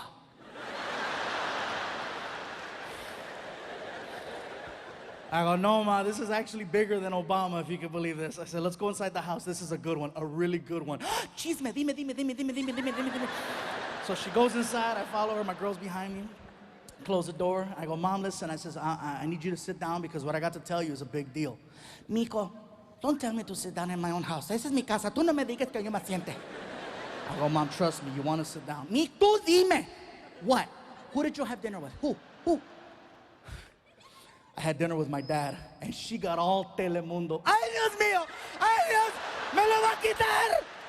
And I hugged her, and she's being like an octopus. No, déjame! And I'm trying to grab her, and I'm looking at my girl. Baby, help me! She's like, that's your mom. This is you. I finally get my mom to sit down, and she keeps saying the same thing over and over. El dinero, the money. Oh, he wants the money, El cabrón has cable now. He quiere dinero, quiere. When she finally calmed down, the first thing she says to me is, who looks better? Are you serious, Mom? You're 11 years older than him, and you want to know who looks better? I'm just asking. You look better. Ah, you're such a liar. Why are you asking me? ¿Qué quiere? What does he want? ¿Quiere dinero? ¿Qué quieres que le compre carro? You want to buy your car? What? I go, Mom, listen. My dad, all he wanted was he just wanted to talk to me. He doesn't want any money. He doesn't want me to buy him anything. He's got a ranch in Mexico. He's very happy. He just wanted to talk and ask some questions and hopefully answer some questions. And he told me, Mom, my dad told me that I have two sisters that I didn't know about. I could have told you about that.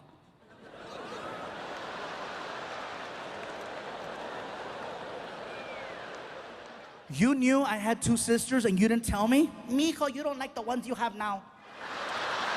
¿Para qué chingados te voy a burden you con otras dos cabrones que no le vas a hablar ni mandar email?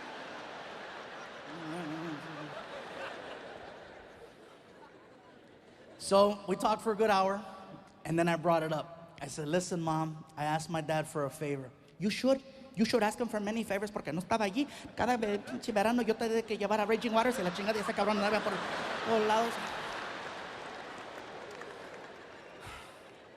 I go, look, Mom, I'm going to ask you for the same favor. ¿Por qué? Why? Why am I going to do? I raised you when ese cabrón was at the bars in Tijuana cantándole volver a las cochinas. Why are you? I go, Mom, listen, it's an easy favor, but it's a hard one, okay? I don't have any pictures of you, my dad, and me together. Because he wasn't there, Mom. I know he wasn't there, but you know what? He's here now, and he's not that bad. It would mean a lot to me if I could take a picture with the two of you and myself so that I could frame it and put it on my wall. Why? Mom, so that when people come over the house, I can point and go, look, those are my parents. I've never been able to do that. And it would mean a lot to be able to say, look, these are my parents. One picture. Just one picture. So I says, would you please entertain the idea of getting together with us for a few minutes so that we could just take some pictures? And she goes, no, mijo, you can't ask me to do that. And we went back and forth for a while, and she eventually agreed to it. She goes, okay, pero not right now. Ahorita no, mijo, I have to get ready. I'm like, oh, God, really? I go, well, Mom, here's the deal. My dad went back to Mexico. He'll be back here in 8 months. Is that long enough? I can do 8 months. 8 months, si se puede, 8 months, okay. All right. And I was excited, you guys. We had a date planned out. We had a restaurant. And I told her, I says, look, here's how it's going to work, Mom. We're going to walk into this restaurant. You're going to sit on my left. He's going to sit on my right. And we're going to take 3 pictures. And then we're going to leave. And I'm going to take you to Golden Corral. And she tells me, why does he get to sit on the right? You can sit on the right. Oh, my God. So the date was set 8 months later. And unfortunately for me, my mom died before I got that opportunity. The only bright side to the picture is that I got a photo from my brother. It's a black and white picture, 8x10. It's a picture of my mom and my dad the night they met at a bar in Tijuana when my dad was performing. It's a picture of him in his mariachi outfit, right? And he's got the microphone, and my mom is sitting front row center with a white mini skirt on. And she's got her hand like this, and she's looking at my dad, and she has this look on her face like, oh, we're gonna make a fluffy.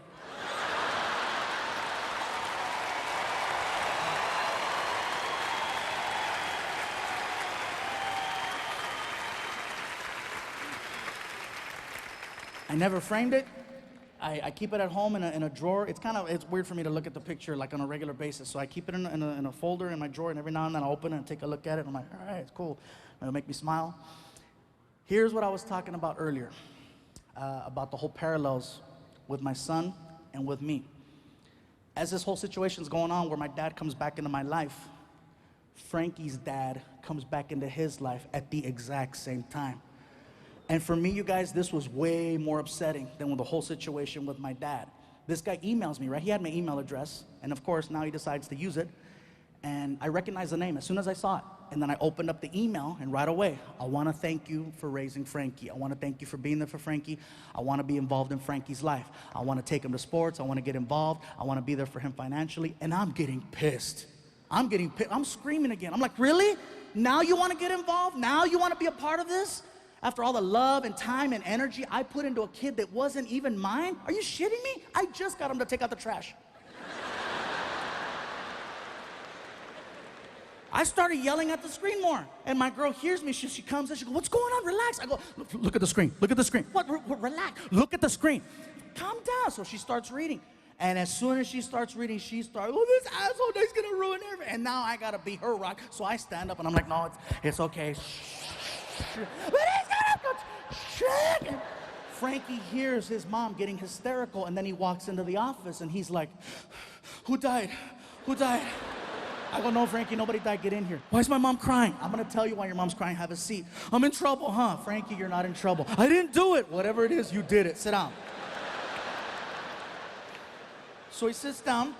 I got these office chairs with the little wheels, right? And so I sit down. He sits in front of me, and I sit his mom down next to me, and I grab his chair, and I pull it right up to mine.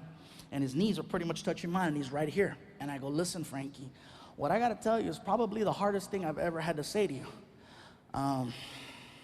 Your dad, your dad wants to see you.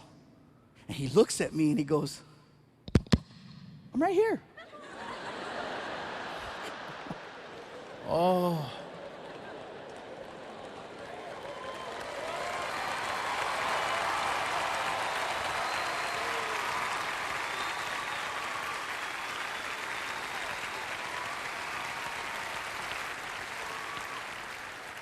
I go, Frankie, I love you so much, but that's not what I mean. Oh my God. Your dad. Dad? Oh my God. The man that gave you life? Jesus? No! Oh my God, that's my dad.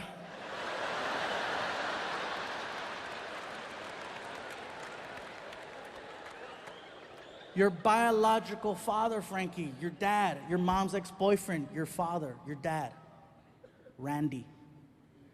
And he went from having this look of confusion to like a straight up despaired look. He just looks at the ground and he starts mumbling. And as soon as he finished mumbling, he starts telling me his memory, his last memory of his dad. And I'll be honest with you guys, it's one thing to hear a messed up story involving a kid seeing something he shouldn't have seen from an adult. It's another when you hear it from the kid themselves. And so for me, I'm just like, oh my God, why am I putting him through this? And so he starts telling me, and my girl's just bawling, and I'm getting choked up. And I go, look, Frankie, whatever you want to do, okay? I go, we support it. If you want to see your dad, your mom and I will make it happen. If you don't want to see him, you don't have to see him. But you're old enough now, and it has to come from you. So you let us know whenever you're ready, and we'll make it happen. Either way. What do you think I should do? Frankie, I wish I could tell you. I wish I could tell you, honestly. But you saw what I just went through. You were yelling at the mirror. I know I was yelling at the mirror. I know.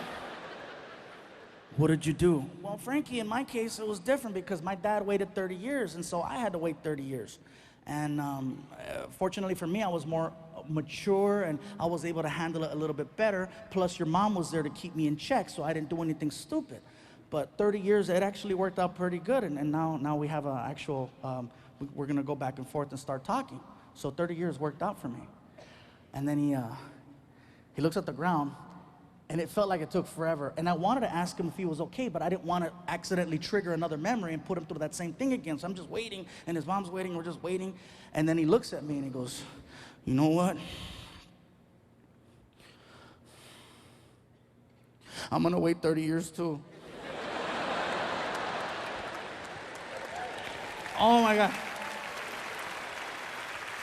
I got so choked up, I started crying, and then he puts his hand on my shoulder, and I started bawling. And then he hugs me, and I'm like, oh my God, we're hugging, and I'm crying, and his mom's crying, and then she looks at me. Now what are you gonna do? Now what are you gonna do? What do you think I'm gonna do? I'm gonna get him an iPhone.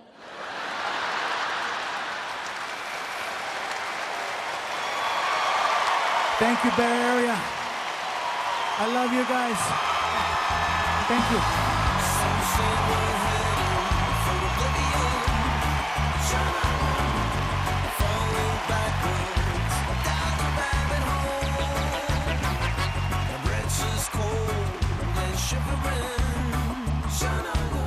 Somebody tell them we got you for your soul.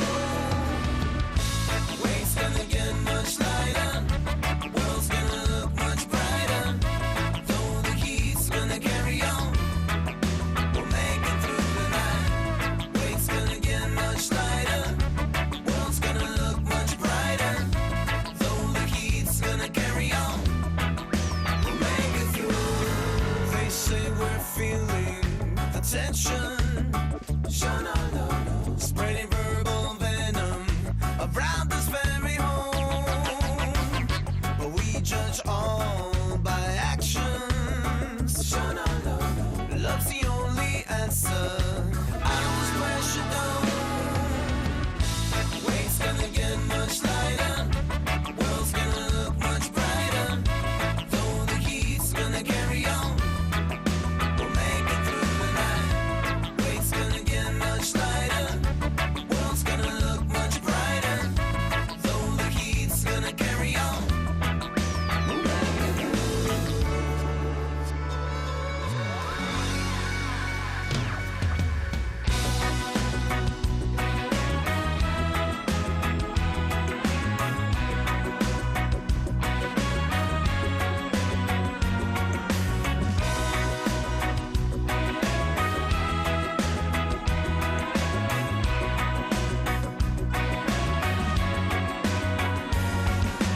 Look up, every minute, every hour. Day by day, raise your head, embrace your power. Through the cloudy days, clouds of pain with showers. Make it through the night, feel the light, feel the fire. Are we headed for oblivion? One in a million. Love is the moment that we're living. Feel the hope, feel the heart, feel the light. We'll make it through the night. Oh, weight's gonna get much lighter, world's gonna look much brighter. Though the heat's gonna carry on, we'll make it through the night. Weight's gonna get much lighter, world's gonna look much brighter. Though the heat's gonna carry on, we'll make it through the night. Weight's gonna get much lighter, world's gonna look much brighter. Though the heat's gonna carry on, we'll make it through the night. Hijo, I'm home. Did you give any more thought to my question about what you want to be when you grow up? Órale.